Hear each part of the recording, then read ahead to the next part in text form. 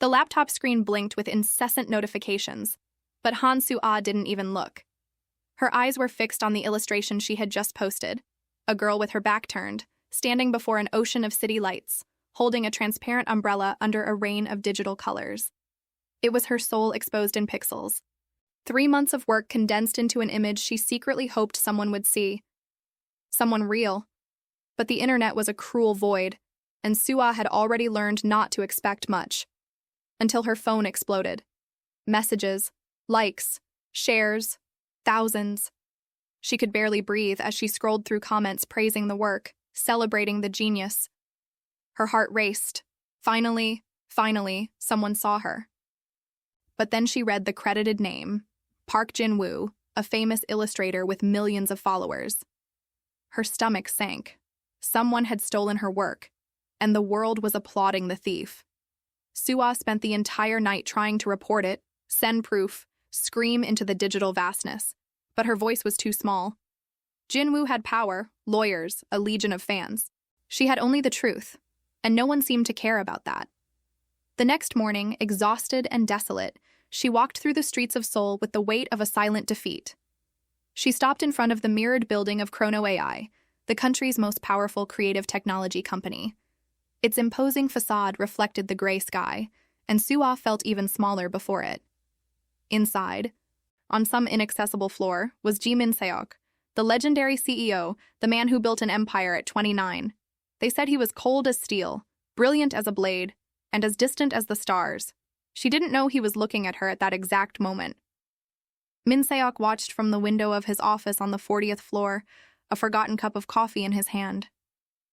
He didn't usually notice people on the street, as they were just moving shapes, irrelevant. But something about that girl made him pause. Maybe it was the way she looked at the building, as if measuring the distance between where she was and where she would never reach. Or maybe it was the exhaustion in her shoulders, a sadness he recognized, though he didn't want to admit it. His assistant, Kang Jun-ho, entered with a stack of reports. "Sir, the meeting with investors starts in 10 minutes. Min-seok didn't respond. His eyes were still on the girl. "Who's responsible for investigating yesterday's viral plagiarism case?" Jun-ho blinked, surprised. "Plagiarism, sir. The illustration attributed to Park Jin-woo. Find out who really created it." 3 hours later, Min-seok had a name, Han Su-ah, and a file with all the evidence she had tried to use unsuccessfully. He studied every detail, the original files with timestamps, the progressive drafts, even her notes in the digital margins. She was meticulous, talented, and completely invisible to the world. He picked up the phone. "Schedule a meeting with Han Su-ah, tomorrow, here." Su-ah thought it was a prank when she received the official email from Chrono AI. She reread it 5 times, confirmed the sender, called her friend Min-ji, who screamed so loud she had to pull the phone away from her ear. "Are you crazy? It's Ji Min-seok. You can't just go." "Why not?" "Because he doesn't invite people. He summons them. What if it's a trap?" But Su-ah had nothing to lose. She'd already lost everything that mattered when her work was stolen. So she went. Min-seok's office was exactly as she imagined. Minimalist, impeccable, cold. Glass, steel, and technology. No personal photographs, no trace of humanity. And he, sitting behind the desk, was even more intimidating in person. Defined jaw, dark and penetrating eyes, upright posture. He didn't smile when she entered. Just gestured to the chair across from him. "Miss Han, sit." She obeyed, her sweaty hands gripping her purse strap. Min-seok slid a folder across the desk. She opened it and her heart stopped. It was her proof. All of it organized, enlarged, professionally documented. "You're the true creator," he said, without preamble. "Park Jin-woo will be prosecuted. Your copyrights will be restored. Chrono AI will handle everything." Su-ah could barely process the words. "Why? Why are you doing this?"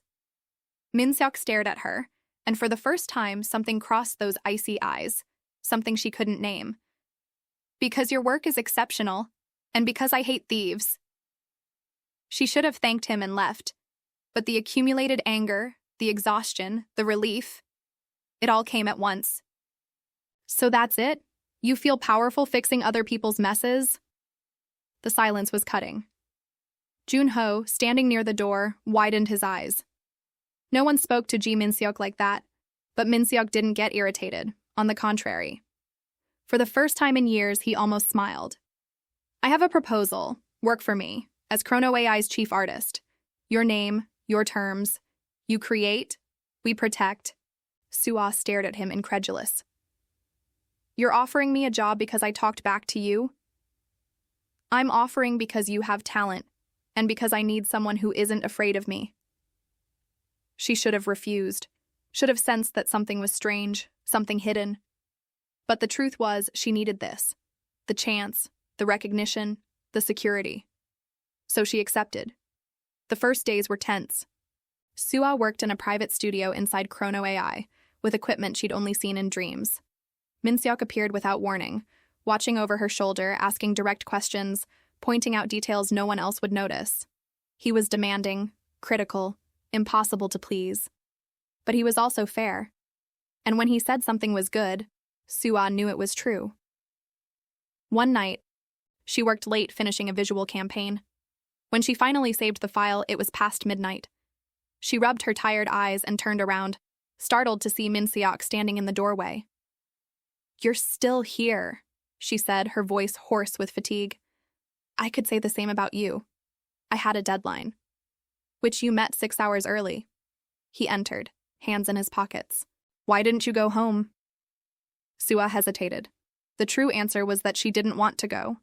Her apartment was small, silent, lonely. Here, at least, she had purpose. I wanted to make sure it was perfect.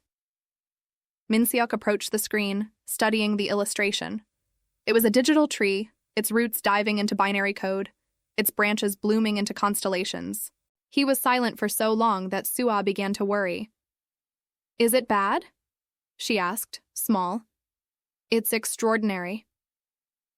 He turned to her, and there was something different in his face. Vulnerability. You can see beauty where others see only data. That's rare. Her heart beat faster.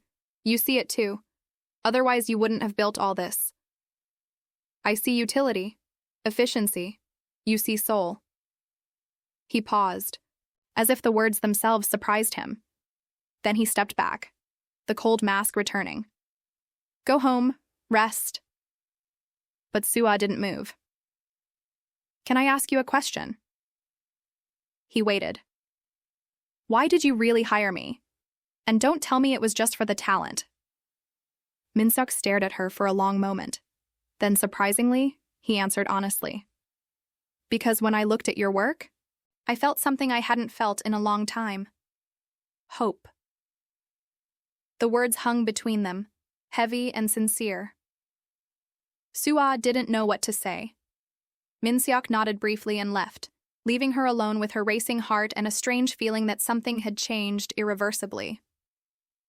In the following weeks, the dynamic between them transformed. Minseok began appearing at the studio not just to supervise, but to talk. Small things at first, comments about work, questions about her artistic choices. But gradually the conversations deepened. He asked about her childhood, her dreams, why she chose art. And to Suah's surprise, he shared fragments of himself. She discovered that Minseok had grown up in an orphanage after losing his parents in an accident when he was 8. That he'd built Chrono AI from scratch, coding in public libraries because he didn't have a computer. That success hadn't made him happy. It had only made him emptier. Sometimes I look at everything I've built and wonder what for, he confessed one night, sitting on the studio floor while Suah painted. What's left when you have everything but have no one? Suah stopped. The digital brush suspended. You have people, Junho, your team, employees. It's not the same thing. Then find someone. It's not that simple. Why not? Minseok looked at her, and there was so much pain in that look that Suah felt her chest tighten. Because everything I touch, I ruin. She put the brush aside and approached, sitting beside him. You haven't ruined me. Not yet. You won't. She touched his hand, a small but bold gesture. You're not the monster you think you are, Minseok. He looked at her hand on his, and for the first time, he didn't pull away. You call me by my name. Should I call you CEOG? No, I like hearing you say my name. The air between them changed, charged. Sua should have withdrawn her hand. Should have laughed, broken the tension. But she couldn't. Because she felt it too. That dangerous attraction, that desire to know him more, to reach the man hidden behind the ice walls.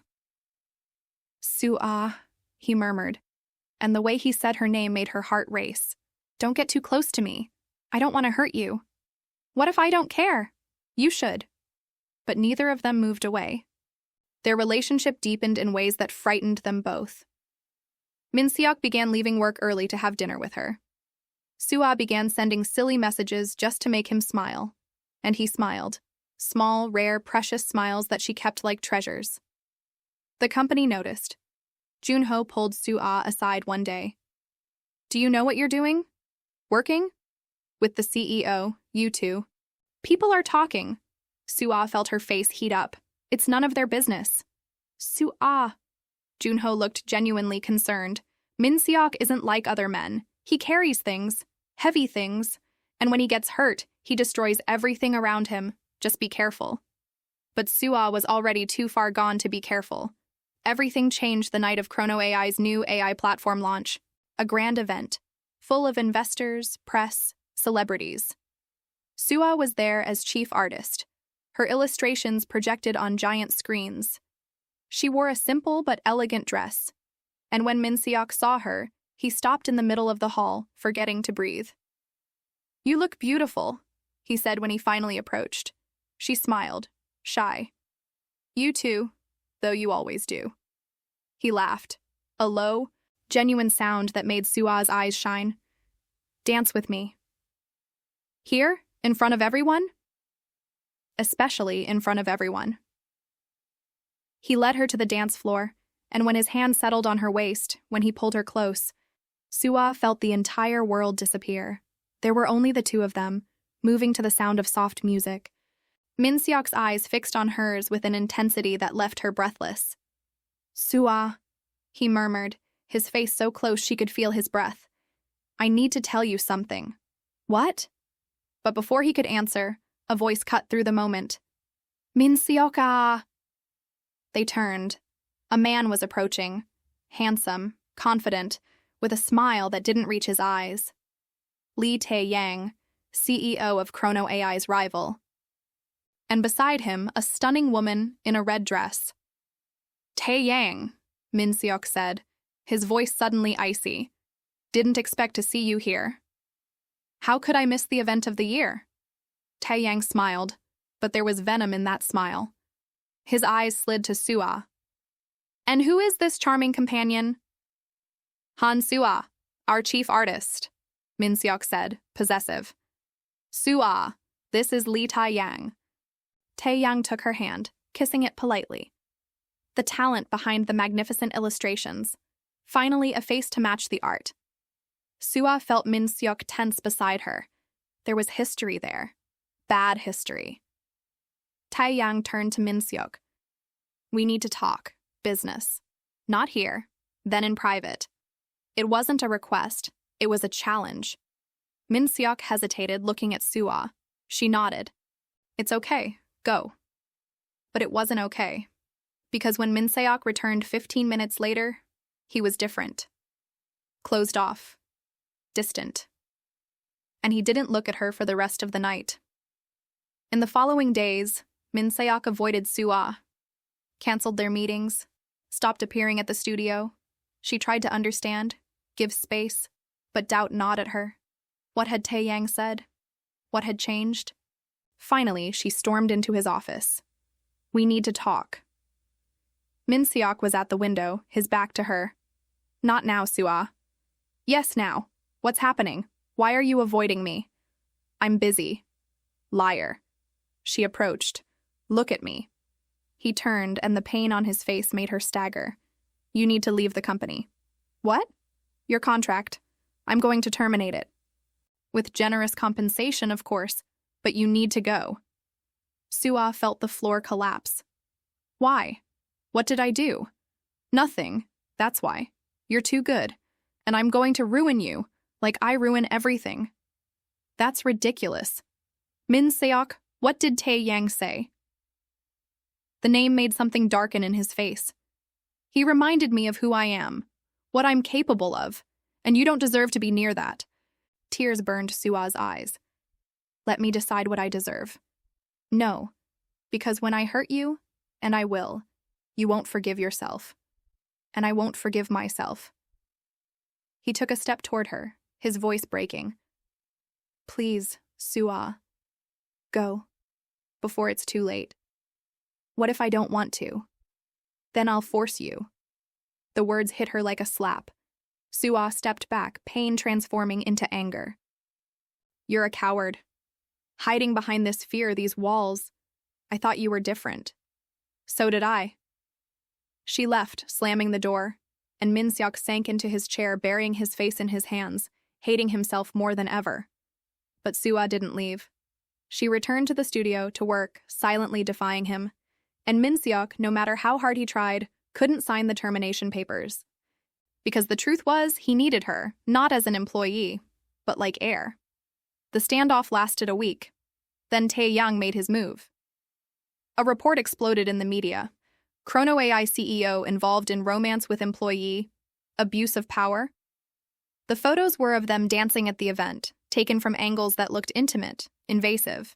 The headlines were cruel, insinuating that Sua had used her body to get the position, that Min Seok was predatory, that it was all a scandal. Sua saw the news and felt nauseous. Her phone exploded with hate messages. Strangers on the streets recognized her, whispered. She became the internet's mockery overnight. Minji appeared at her apartment. You need to sue. This is defamation. With what money? What lawyers? Sua laughed bitterly. They won. Then talk to Min Seok. He can help. He told me to leave. I think this is his way out. But she was wrong. Min Seok gathered his legal team, his public relations, every available resource. He held a press conference, something he never did, and faced the cameras with controlled fury. The accusations against me and Miss Han are completely false. Han Soo-ah is the most talented artist I've ever worked with, hired solely on merit. Any insinuation to the contrary is defamatory and will be prosecuted to the fullest extent of the law. As for the nature of our relationship. He paused, and for the first time he let vulnerability show. That's no one's business but ours. The room exploded with questions, flashes, chaos. But Min Seok just left, ignoring everything, and went straight to Soo-ah's apartment. She opened the door, her eyes red from crying. Why did you do that? Because you were right. I am a coward, but not when it comes to you.